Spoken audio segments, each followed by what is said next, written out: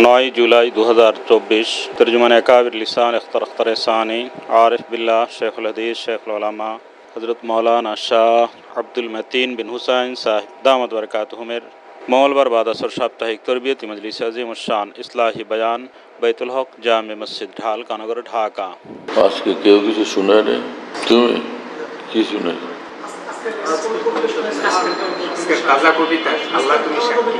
আল্লাহ মাফ করে দেন। আলহামদুলিল্লাহ আলহামদুলিল্লাহ ওয়া কাফা ওয়া সালামুন আলা ইবাদিহিল্লাযীনা ইসতাফা আম্মা বা'দ قال رسول الله صلى الله تعالى عليه وسلم ألا وإن في الجسد مضغة إذا صلحت صلح الجسد كله وإذا فسدت فسد الجسد كله ألا وهي القلب. وقال رسول الله صلى الله تعالى عليه وسلم المرء مع من أحب، أو كما قال رسول الله صلى الله تعالى عليه وسلم. আল্লাহ পাক জাল্লা জালালুহু আম্মা নাওয়ালুহু আমাদের সকলকে মাফ করেন, আমাদের কামেল ইসলাহ করে দেন, আল্লাহ ওয়ালা বানায় দেন, সুন্নত শরীয়তের কামেল অনুসারী বানায় দেন, তাকওয়ার জিন্দেগি নসিব করে দেন, আকাবির দ্বীন আউলিয়া কিরাম আল্লাহ ওয়ালাদের মহব্বত আদব আজমত সোহবত আমাদেরকে নসিব করেন। দিনের উপরে চলার জন্য দুই জিনিসই জরুরি।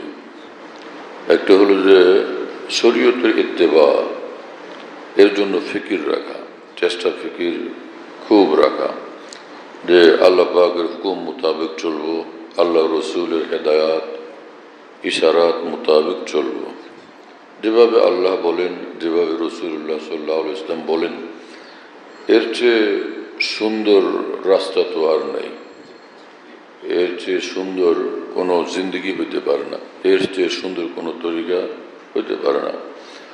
আল্লাহ রসুল যে কথা বলেন সে কথা নূরওয়ালা এবং সে কথা সুন্দর, নির্দাগ নির্ভেজাল, এর মধ্যে কোনো পেরেশানির বিষয় একদম নাই।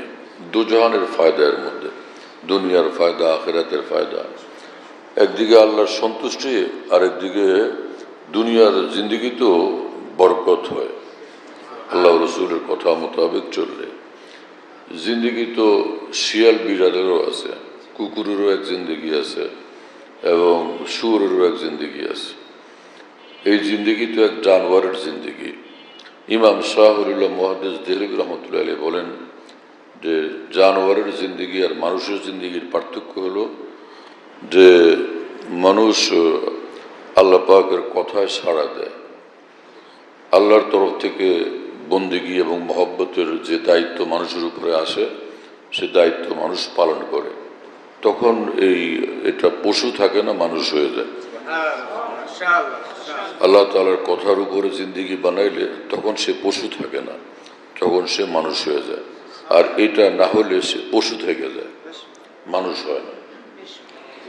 হুজ্জতুল্লাহিল বালিগা কিতাবে ইমাম শাহুল্লাহ মুহাদ্দিস দেহলভী এই কথা বলছেন। কথা তো বলছেন কিন্তু সে কথা বুঝতে হবে। ওখানে যে কথা বলছেন সেটা মুখতাসার, সেটা হলো আহকামাতে তাকলিফিয়ার উপরে বান্দা চলে তো এটা হলো রুহে ইনসানি, হায়াতে ইনসানি। আর আহকামাতে তাকলিফিয়ার উপর চললো না তো সে জানোয়ারের জিন্দগি থাকলো। এই আল্লাহ তাআলা আমাদেরকে বুঝ দেন। তো মানুষ হওয়ার জন্য জরুরি যে মানুষের মধ্যে ঈমান আসে, আল্লাহ পাকের আনুগত্যের জিন্দগি আসে, আল্লাহ তাআলার ইতাআত, রাসূলুল্লাহ সাল্লাল্লাহু আলাইহি ওয়াসাল্লামের ইতাআতের জিন্দগি আসে। তো তখন সে মানুষ হয় আর জিন্দগি বরকতময় হয়, নূরওয়ালা হয়, রহমতওয়ালা হয় এবং জিন্দগিতে শান্তি আসে, আরাম আসে, ইতমিনান আসে, সুকুন আসে। ইয়াদে ইলাহি যার মধ্যে আছে তার জিন্দগি শান্তিময় জিন্দগি। याद इलाही जार मध्य नाई से शांतिमय जिंदगी थे के मारूम। खुदा की याद में बैठे जो सबसे बेगरज होकर तो अपना बोरिया भी फिर हमें तख्त सुलेमा था। एक बुजुर्ग बोलें जे যে চাটাইয়ের উপরে বসছি আল্লাহর ইয়াদের সাথে, আল্লাহর স্মরণ, আল্লাহর মহব্বতের সাথে, তো সারা দুনিয়া থেকে আলোক হয়ে সব স্বার্থ জলাঞ্জলি দিয়া, সব কিছু জলাঞ্জলি দিয়ে আল্লাহর জন্য যখন বসলাম, তো আপনার বরিয়া ফেরহামে তখতে সুলাইমান থা, আমার চাটাই তখন তখতে সুলাইমানই মনে হয়েছে। সুলাইমান ইসলামের বাদশাহী সুলাইমান ইসলাম, হজরত সুলাইমান ইসলামের সিংহাসন মনে হয়েছে। আল্লাহ তাআলা আমাদেরকে এই হাকিকত বুঝার এবং জিন্দেগি বানানোর তৌফিক দেন। সময় পার হয়ে যায়, শেষ হয়ে যায়, তো কিছু লোক আছে দুনিয়ার ধান্দায় ব্যস্ত থাকে, ওর থেকে আলোক হইতেই চায় না। আর কিছু লোক এরকম তো আল্লাহকে তালাশ করে কিন্তু গাফলতের সাথে চায় আল্লাহকে, কিন্তু গাফলতের সাথে। আল্লাহকে চাওয়াও জরুরি আর গাফলত ত্যাগ করাও জরুরি। হাকিমুল মুজাদ্দিদুল মিল্লাত মাওলানা আশরাফ আলী থানভী রহমাতুল্লাহ বলতেন, গাফলত এবং অবহেলা এটা উমুল আমরাজ, অসংখ্য রোগের এটা উৎস। যে গাফেল হয়ে থাকা, বেফিকির থাকা, তাই না, বেফিকির না থাকা। এক লোক হযরত থানভীর জন্য কিছু আনতেছিল গ্লাসে করে বা কোনো পাত্রে করে, তো সে ওই মুহূর্তে বেচারা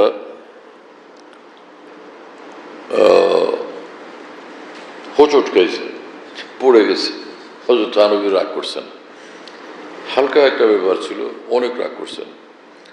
হযরত বললেন যে তোমরা আমার রাগ ধমক দেখে হয়তো ভাবতেছো যে ছোট বিষয়ে এরকম রাগ করলেন কেন। আসলে আমি এটার এই ভুলটার উৎসটা কি তা আমি দেখছি। সেটা হলো, ও যে ভুল করলো আমার মহব্বতে তো আনতেছিল, ভুলটা করলো যে সেটা হলো গাফলতের কারণে। তার মধ্যে গাফলত আছে, এই গাফলত বড় ক্ষতিকর। এই তো জিন্দগি বানাইতে হলে কিছু ফিকির করা চাই, কাজ করা চাই, আগে বাড়া চাই। আর মওলানা রুমি রহমতুল্লাহ আলী বলেন যে ফিক্র বাসতকে বুকশ আয়াত রহে, রাহ বাসতকে পেশ আয়াত সহে। সত্যিকার যদি ভিতরে ফিকির পয়দা হয় তো রাস্তা খুলবে, সেও রাস্তার উপর চলবে, সে রাস্তায় হাঁটবে। তার মধ্যে ফিকির আছে কিন্তু সে রাস্তায় চলে না, বোঝা গেল ফিকির নাই।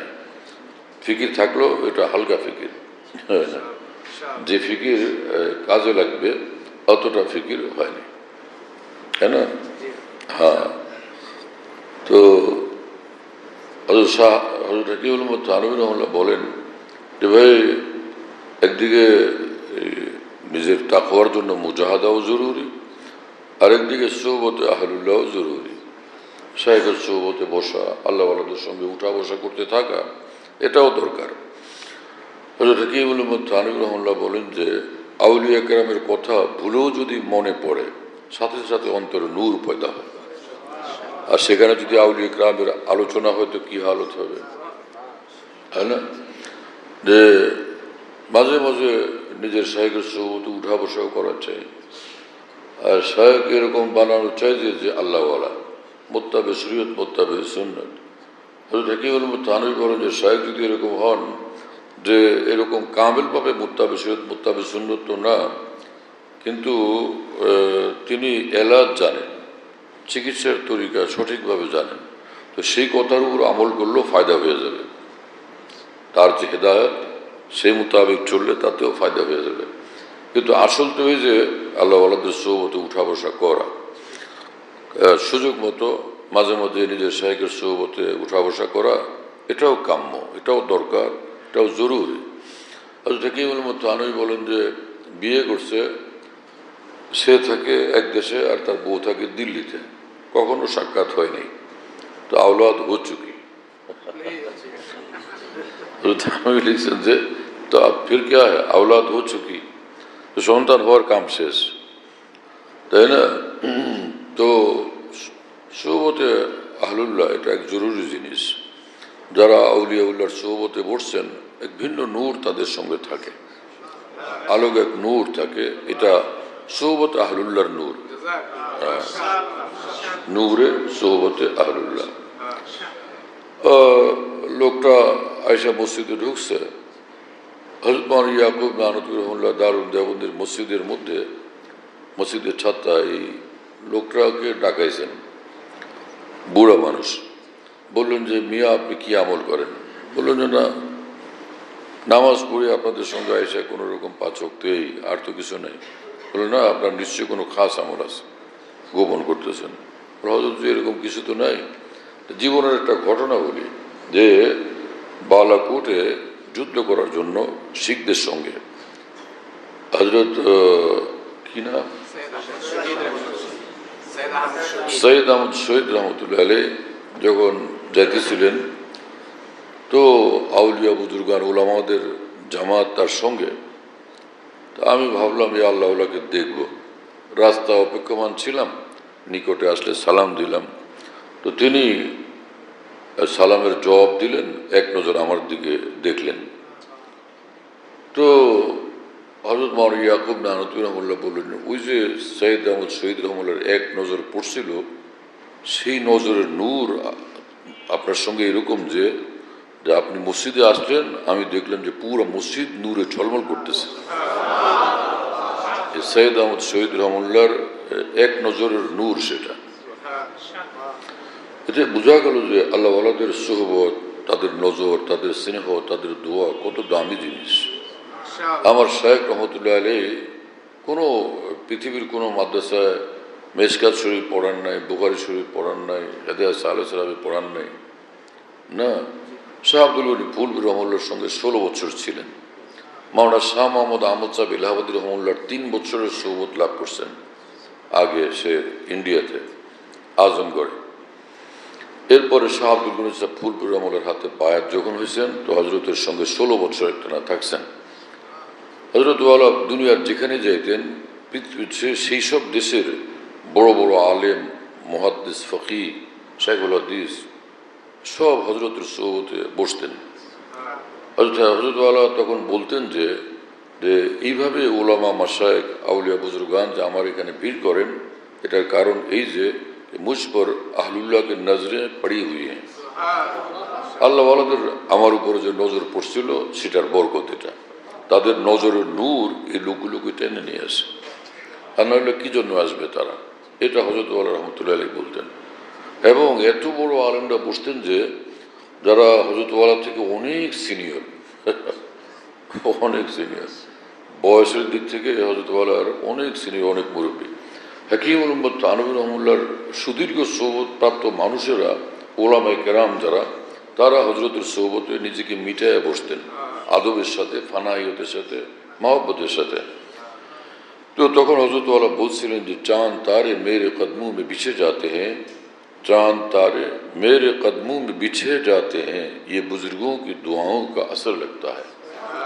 এই চাঁদ তারারা যে আমার মজলিসে বসেন, এটা আমার বুজুর্গানের দিনের দোয়ার বরকত, তাই না? দোনো জিনিস দরকার। হাকিমুল উম্মত থানভী বলেন যে মুজাহাদাও জরুরি, সোহবতে আহলুল্লাহ জরুরি। তো এই সকল আকাবির দ্বীন এরকম যে তাদের নজর সঠিক, তাদের বুঝ সঠিক, তাদের অন্তর নূরওয়ালা, এবং আলোর মধ্যে তারা কথা বলেন, অন্ধকারে কথা বলেন না। আমাদের অবস্থা হলো যে আমরা কথা বলি অন্ধকারে, হাতায় না মানুষ, হাতায় হাতায় দেখে কোনটা কোন দিকে রয়েছে, অন্ধকারে তালাশ করে হাত দিয়ে। তো যে সকল মানুষ সাহেবী নিসবত এবং কামেল আল্লাহওয়ালা না, এরা কথা বলে হাতায় হাতায়, এখান থেকে লয়, ওখান থেকে লয়, ওখান থেকে লয়। আর আল্লাহওয়ালারা কথা বলেন যেটা আল্লাহ পাক দেন, তা আল্লাহ পাক যেটা দেন সেটা তারা বলেন। এই জন্য আহলুল্লাহর মামলা ভিন্ন। এজন্য যে মানুষ মনে করে যে আমি বড় কিছু, আমি শাইখুল ইসলাম হয়ে গেছি, লোকেরা এখনো খেয়াল করে না, আমার শাইখুল ইসলাম নামে ডাকেও না, এগুলোর বুঝ নাই, তাই না? সেই বুঝই নেই। আমার মলফুজাত নোট করে না, হ্যাঁ, আমার মলফুজাত মাওয়া যখন নোট করে না, এগুলোর কদর করে না, চিনে নেই, বুঝে নেই। তাই এক বুজুর্গ বলেন যে বনোমা সাহেব নজরে গওহরে খুদরা কে ঈসা না তুয়া গশত বা তসদিক করে টান। কিছু লোক তোমার নামে স্লোগান দিতেছে, ইনি জমানার ঈসা। যারা স্লোগান দিতেছে সবগুলো গাধা। গাধাদের 1-1.5 লাখ গাধা মিছিল করতেছে এবং বলতেছে ইনি জমানার ঈসা, গাউসে আজম এবং কুতুল এরশাদ, কলন্দর এবং মুজাদ্দিদ। সব এরকম 1.5-2 লাখ 10 লাখ গাধারা স্লোগান দিতেছে। এইটা দেখেই তুমি মনে করো না যে তুমি জমানের ইচ্ছা হয়ে গেছো বনুমা সাহেব নজরে গাহারে খুদরা, যে কোনো খাঁটি আল্লাহওয়ালার কাছে গিয়া টেস্ট করাও যে আসলে ব্যাপারটা কি। কোন আল্লাহওয়ালার নজর দ্বারা টেস্ট করাও নিজেকে, হ্যাঁ না, যে জওহারই জওহার চিনে। যে কোনো লোক বললে এটা জওহার, এটা মনে মুক্তা, এটা হবে না।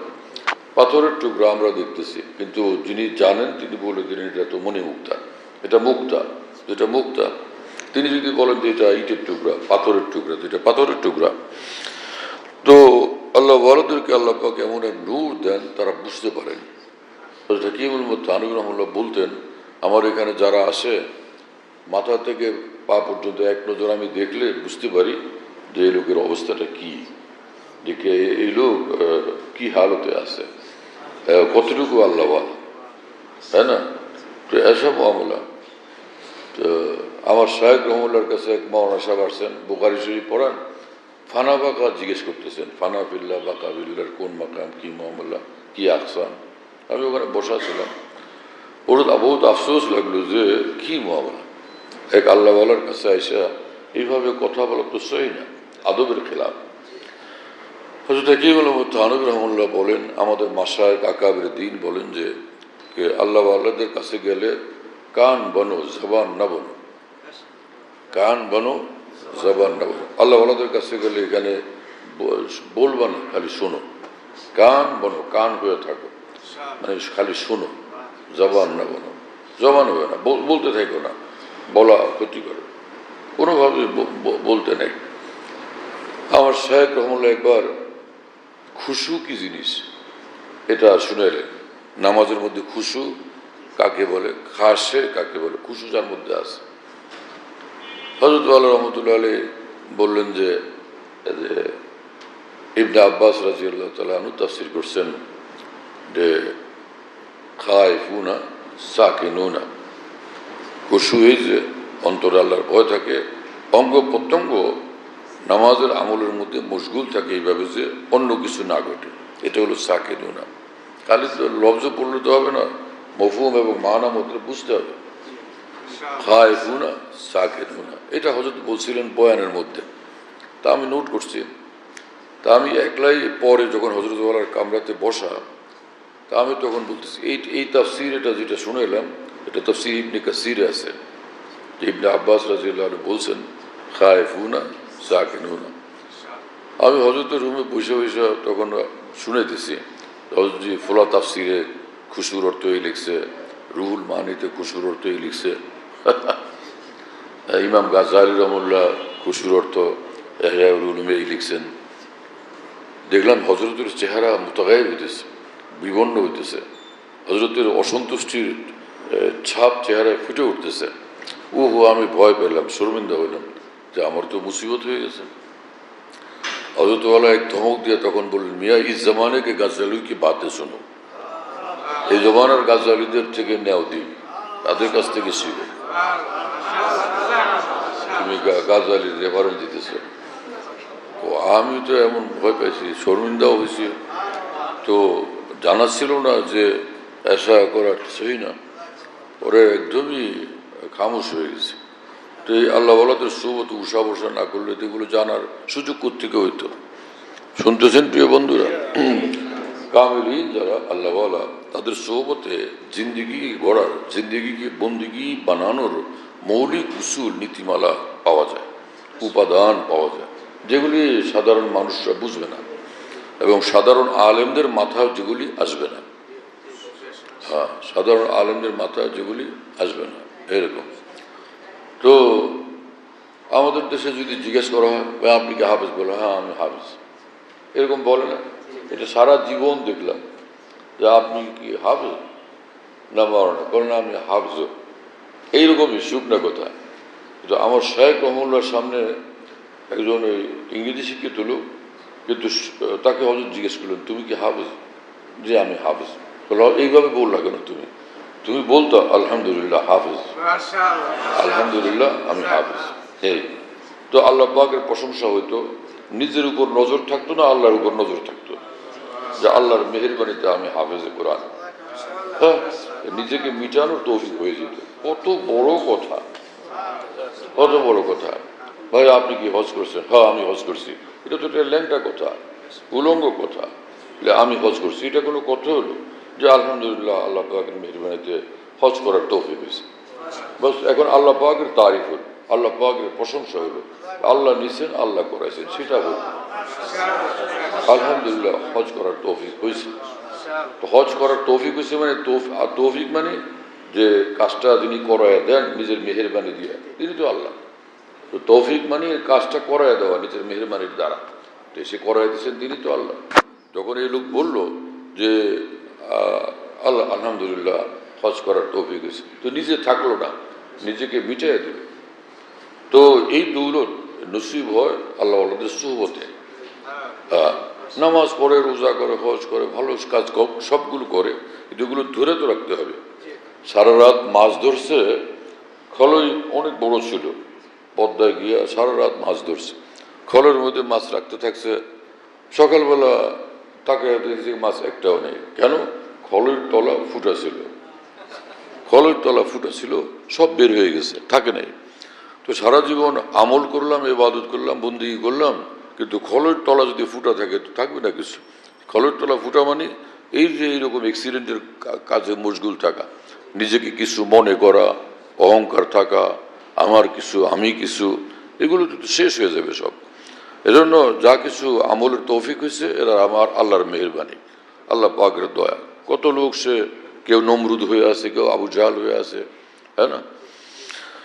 ইমানও যে আল্লাহ পাক দিচ্ছেন এটাও মনে রাখা চাই।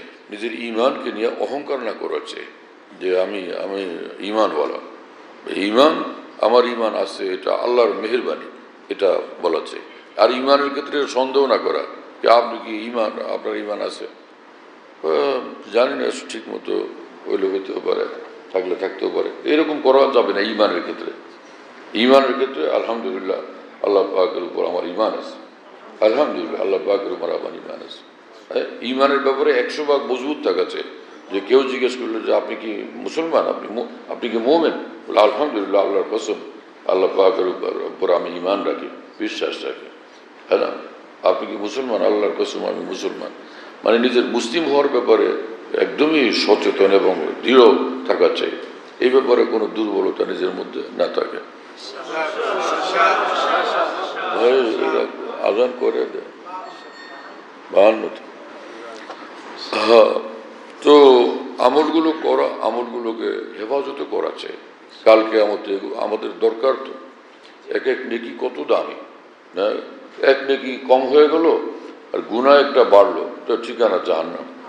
বড় মুশকিল ব্যাপার তো, কিয়ামতের ময়দান বড় মুশকিল মামলা। একটা নেকি গুনাহও আছে, নেকিও আছে। একটা নেকি গুনার তুলনায় বেশি, ওই লোক জান্নাতে যাবে। আর গুনাহও আছে, নেকিও আছে, কিন্তু নেকির তুলনায় একটা গুনাহ বেশি, তাই সে জাহান্নামে যাবে, জাহান্নামের উপযুক্ত হয়ে যাবে। এজন্য খেল তামাশা তো না, যা কিছু করার তৌফিক হয় করি, আর সেগুলোর হেফাজতেরও ফিকির রাখি। আল্লাহ তাআলা আমাদেরকে তৌফিক দেন এবং কবুল করেন। বাস, আখির দাওয়ানা আলহামদুলিল্লাহি রাব্বিল আলামিন, সাল্লাল্লাহু আলা নবিয়িল কারীম। আমাদের ঢালকানগর খানকাহে যেখানে আমি আছি, খানকা ইয়াদগারে হাকিমুল উম্মত, মনে রাখো, বলো খানকা ইয়াদগারে হাকিমুল উম্মত। হাকিমুল উম্মতের স্মৃতি এখানে, হাকিমুল উম্মতের কথাবার্তায় আলোচনা হয় আলহামদুলিল্লাহ। একটা নাম, কিন্তু তামাম আকাবের কথাই আলোচনা হইতে থাকে আলহামদুলিল্লাহ। বাইতুল হক জামে মসজিদ, ছাপড়া মসজিদ বলে, 5 তলা বিল্ডিং, ওটার নাম ছাপড়া মসজিদ। সেই পুরানো নাম এটা আছে। তো ছাপড়া মসজিদ, সেখানে মাসিক ইজতেমা হয় প্রত্যেক ইংরেজি মাসের 2য় বৃহস্পতিবার। আসর থেকে শুরু হয়, রাত 10টা পর্যন্ত, 10:30 পর্যন্ত হয়। তো ওখানে শরীক হওয়ার জন্য চেষ্টা করবেন ইনশাআল্লাহ। খানকা বিডি এই অ্যাপস, এটা খুলতে পারলে ওর মধ্যে বয়ান, কবিতা, বুকস ইত্যাদি সব একসঙ্গে পাওয়া যায়। খানকা বিডি হলো এরকম, স্পেলিং হলো KHANQAH, এর সঙ্গে লাগালাগি বিডি, আনকামিং। এই অ্যাপসটা খুললে ওর ভিতরে বয়ানগুলো পাওয়া যায় সব। এটা ডাইরেক্ট শোনা যায় কি? এবং ডাইরেক্ট শোনা যায়। হযরতুল্লাহ দামাত বারাকাতুহুর বয়ান যেখানে বয়ান করেন সব বয়ান নেটের মাধ্যমে, টেলিগ্রামের মাধ্যমে পাওয়া যাচ্ছে। হযরতুল্লাহ দামাত বারাকাতুহু যখন বয়ান করেন, বয়ানটা আমরা দেশ বিদেশ থেকে, দুনিয়ার যে কোনো জায়গা থেকে আমরা পেতে পারি। এই জন্য মুফতি শহীদুল ইসলাম শাহ হুজুরের নম্বরে যোগাযোগ করবেন 01715 80 18 69 80 18 69 01715 80 18 69। যাতে মনে থাকবে ইনশাল্লাহ সবার। 01715 80 18 69। বলো ভাই, 01715 80 18 69। অনেক সোজা তো ভাই, মাশাআল্লাহ, অনেক সোজা করে দিছে।